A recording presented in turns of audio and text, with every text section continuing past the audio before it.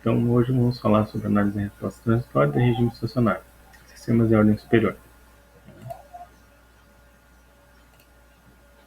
Então, a gente vai apresentar, vou apresentar para vocês uma análise da resposta transitória, em termos gerais, e também nós vamos ver que o sistema de ordem superior é a soma das respostas de sistemas de primeira e de segunda ordem.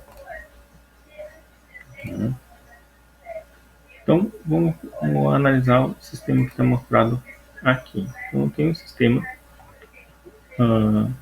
em que eu tenho uma função g de s e é realimentado. Embaixo na realimentação eu tenho uma função h de s. Então, minha função de transferência, que seria c de s sobre r de s, é, para esse caso, g de s dividido por 1 mais g de s vezes h de s. G de s e h de s podem ser descritos em polinômios em S. Então, G de s vai ser um polinômio P sobre um polinômio Q. H de s um polinômio N sobre um polinômio D. Tá? A função de transferência, então, vai ser quem? P vezes D dividido por Q vezes D mais D vezes N. Tá? Se eu fatorar, então, a resposta transitória desse sistema vai ser dada. Então, a sinal de entrada pode ser obtida por uma simulação por computador, então utilizando MATLAB, Octave. Tá? Se a gente precisar fazer uma expressão analítica da resposta transitória desse sistema, então eu preciso fatorar o polinômio do denominador. Um comando que pode ser utilizado é o comando roots, tanto no MATLAB como no Octave. Então, uma vez que a gente fatorou o numerador e o denominador dessa minha função CDS e RDS, eu vou ter no numerador um ganho K vezes S mais o 0,1, S mais o 0,2 e assim por diante até S mais o 0,M. Dividido, então, por S mais o polo 1 vezes S mais o polo 2 até S mais o polo M. Sendo que o N tem que ser maior que o M. Tá? Vamos analisar então o comportamento dessa resposta, desse sistema a um degrau unitário. Primeiro caso, se a gente considerar que os polos de malha fechada são todos reais e distintos. Então, para uma entrada degrau, a gente vai ter essa condição aqui. C de S vai ser igual a A sobre S mais o somatório daí, de AI sobre S mais PI. Tá? Onde AI é o resíduo do polo em S igual a menos PI. Tá?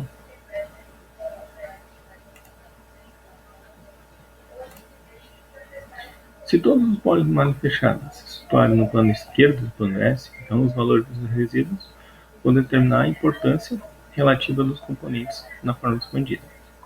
Se existir um zero de malha fechada próximo a um polo de malha fechada, então o resíduo nesse polo será muito pequeno. E o termo, então, que vai corresponder a esse polo, também vai se tornar muito pequeno. Isso quer dizer o quê? Se eu tiver dois polos e zeros próximos, ou seja, muito próximos, eles vão se cancelar mutuamente. Ou seja, eu posso eliminar ele da análise da minha resposta. Tá? Se o polo estiver localizado também muito longe da origem, o resíduo que esse polo vai produzir, ou seja, a parte da componente na resposta, tá, também vai ser muito pequeno. Tá? Ou seja, os transitórios que esse polo vai provocar no meu sistema vai ser muito pequeno e de curta duração. Tá? Então, já nos termos expandidos de CDS, se tiverem esses resíduos, eles vão contribuir muito pouco para a resposta. E eu posso desprezar. Então, eu já posso eliminar esse sistema. Tá? Então, nesse caso, quando eu consigo fazer essas coisas, eliminar os polos de zero muito próximos, eliminar os resíduos que são muito pequenos, eu consigo, então, aproximar a resposta desse sistema, tá? Aproximar esse sistema a um sistema de menor ordem. Ou seja, fica mais fácil para mim fazer e eu posso fazer, então, análise em cima dessa resposta, tá? Desse sistema de segunda ordem. Tá? Agora, se eu tiver um caso em que eu tenho, então, os polos são reais e pares de complexos conjugados. Tá? Um par de polos complexos conjugados vai resultar num sistema de segunda ordem. Então, tem um sistema de segunda ordem já de cara que eu vou ter que analisar. Como a gente, na forma fatorada, eu vou ter, nesse caso aqui, eu vou ter sistemas de primeira ordem e sistemas de segunda ordem, compondo esse meu sistema de ordem superior. Né? Então, eu tenho um termo A sobre S, mais, que é da resposta, da degrau, perdão, mais o somatório das respostas dos sistemas de primeira ordem, mais as respostas dos sistemas de segunda ordem. Tá?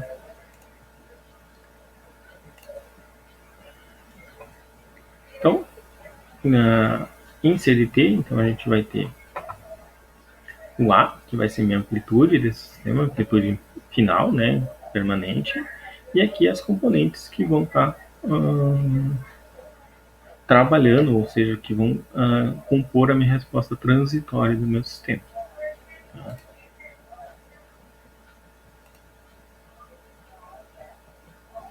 Então, a curva estável é a soma da série das curvas exponenciais e curvas senoidais amortecidas que a gente vai ter. Então, eu vou somar cada uma dessas curvas para que eu tenha, então, a minha resposta transitória. Se todos os polos imagens estiverem, então, no semiplano esquerdo do plano S, então os termos exponenciais e os termos exponenciais amortecidos tenderão a zero à medida que t aumentar. Ou seja, aquilo que eu estava falando, em que em regime permanente esses componentes sobem. Né? A gente não tem mais esses componentes. Tá? Nesse caso, então, quando estiver em regime permanente, então com C tendendo ao infinito ou ao infinito, a minha resposta vai ser o A. Tá? Então, se a gente considerar que um sistema seja estável, os polos de malha fechada que estão situados distantes do eixo JW terão grandes partes reais negativas. Então, os termos exponenciais que correspondem a esses polos, eles vão decrescer rapidamente e vão tender a zero. Então, se a distância horizontal a partir de um polo de malha fechada que está até o eixo JW determina o tempo de acomodação dos componentes transitórios daquele polo. Quanto menor a distância, maior o tempo de acomodação. Então, quanto maior for a distância, mais rápido ele vai se acomodar.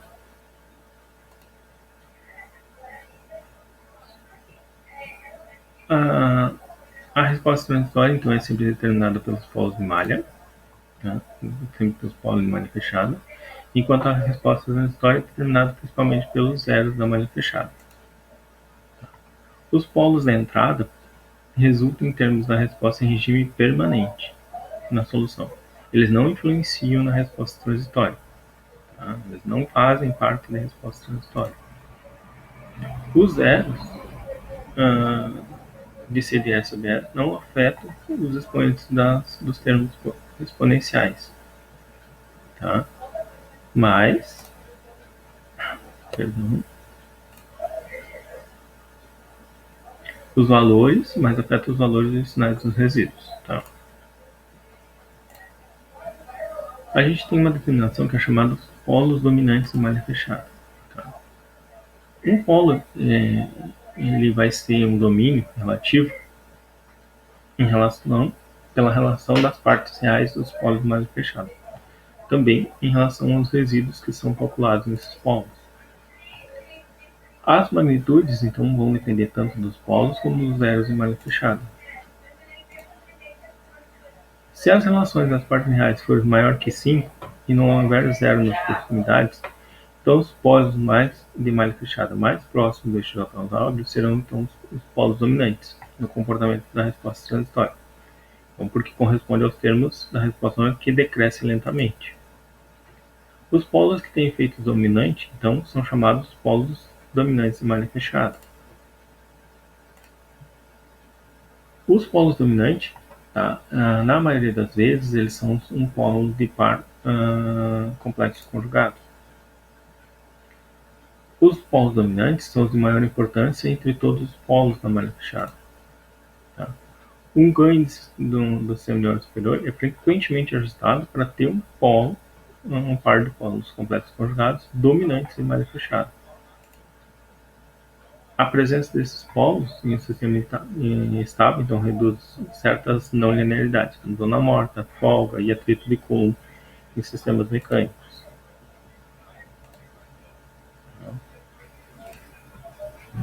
A estabilidade no sistema então, é determinada a partir da localização dos polos de malha fechada no plano no S. Se eu tiver qualquer polo no semiplano direito do plano S, então no decorrer do tempo eles vão dar uma origem a um modo dominante, uma resposta transitória que vai aumentar, né, ou vai oscilar com uma amplitude crescente. Tá? Então, sempre que eu tiver qualquer polo no semiplano direito, eu digo que esse sistema não é um sistema estável, é um sistema instável. Tá? Então, eu vou ter um aumento da amplitude nesse sistema ao longo do tempo.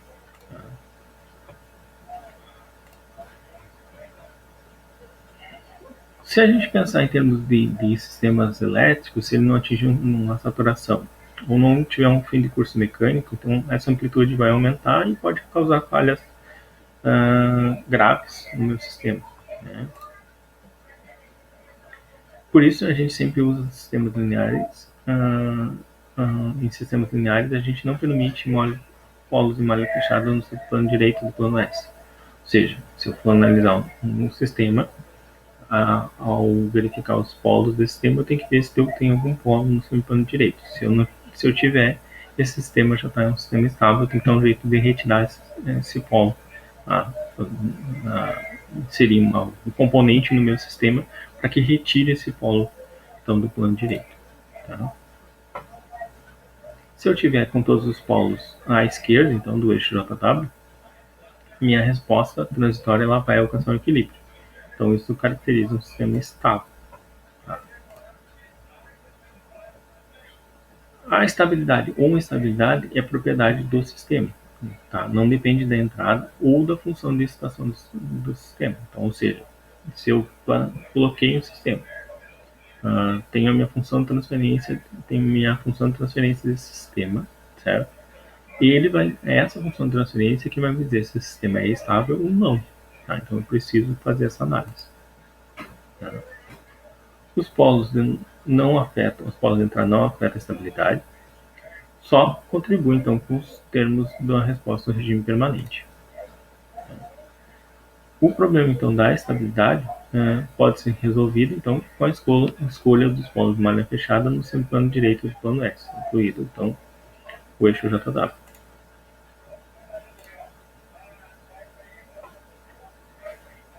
Nem sempre então, nem sempre não. O fato então dos polos estarem no semiplano esquerdo, eles garantem a estabilidade, mas não garante que as respostas transitórias dos sistemas sejam satisfatórias. Tá? Então, por isso que daí, inclusive, a gente utiliza ações de controle para poder controlar essas respostas, ou seja, que essas respostas estejam num valor significativo e que a gente seja aceitável para a gente. Tá? Se os polos complexos conjugados dominantes estiverem situados próximo ao eixo JW, então a resposta transitória vai apresentar oscilações excessivas ou poderá ser muito lenta. Isso vai depender da posição desses polos. Então, dessa maneira, para que a gente possa garantir que as respostas transitórias sejam rápidas, mas também suficientemente amortecidas, é necessário que os polos de malha fechada do sistema se situem em uma região do plano complexo. Tá? Ou seja, que eles se situem nessa região aqui. Tá? Então, eu vou garantir que eu tenho uma resposta transitória rápida, tá? Suficiente amortecida. Então, que ela elimine essa condição aqui. Tá? Então, se eu estiver dentro dessa condição, eu vou estar garantindo essas condições para o meu sistema. Tá? Como a estabilidade relativa e o desempenho da resposta transitória de um sistema de malha fechada, elas estão diretamente relacionadas à configuração dos polos e zeros do meu sistema. Então, frequentemente, como eu já tinha falado anteriormente, é necessário a gente ajustar um ou mais parâmetros do sistema, a fim de que a gente obtenha as configurações satisfatórias. Tá? Então, vou pegar um exemplo aqui só para a gente fazer um sistema então de quarta ordem. Tá? O primeiro passo, então, para a solução é que a gente encontrar os polos do denominador, já que o numerador só tem um zero, que é esse zero em menos 2. Tá? Então eu tenho o denominador. Eu consigo fazer então encontrar esses polos utilizando o comando roots no Octave. Tá? Então eu coloco, crio um vetor com todos os membros desse meu polinômio, né, no caso, o denominador, e aplico o comando roots, ele vai me fornecer os polos. Então eu tenho um polo em menos 5, menos 4, um polo complexo conjugado, então em menos 1,5 mais 2i, e menos 1,5 menos 2i. Tá, então minha função agora, minha função de s vai se tornar 125 vezes s mais 2, sobre s mais 4, s mais 5, s mais 1,5 mais 2, mais 2i, S mais 1,5 menos 2i. Tá? Vamos considerar então agora que a minha saída, que eu vou ter uma saída para uma entrada integral. Então minha saída, então agora, minha y de s, que vai ser quem? Vai ser minha g de s vezes 1 de s, 1 sobre s, tá? Então 1 sobre s, multiplicando minha g de s. Eu posso então agora fazer os resíduos dos polos, né, de cada um dos polos, tá? Colocando então as minhas, transformando em funções parciais. Tá? Tem um comando do Octave chamado resíduo, tá? Que também nos ajuda a achar então os resíduos de cada um dos nossos polos. Tá? A minha saída aí, no tempo então vai ser igual a 2 mais 6,098 e na menos 4t menos 4,615 elevado na Euler na menos 5t mais 3,99 Euler elevado na menos 1,5t vezes o cosseno de 2t mais 150 graus. Tá? Seria o meu ângulo de fase nesse meu sistema. Tá? O que a gente pode observar aqui? Que eu tenho componentes exponenciais que vão cair ao longo do tempo, mas em regime permanente. Então eu vou ter uma amplitude igual a 2. Tá? Para a referência dessa aula, a gente usou o Paulo Maia, então foi usado o Paulo Maia e o Ogata. Ok? Um abraço a todos. Muito obrigado.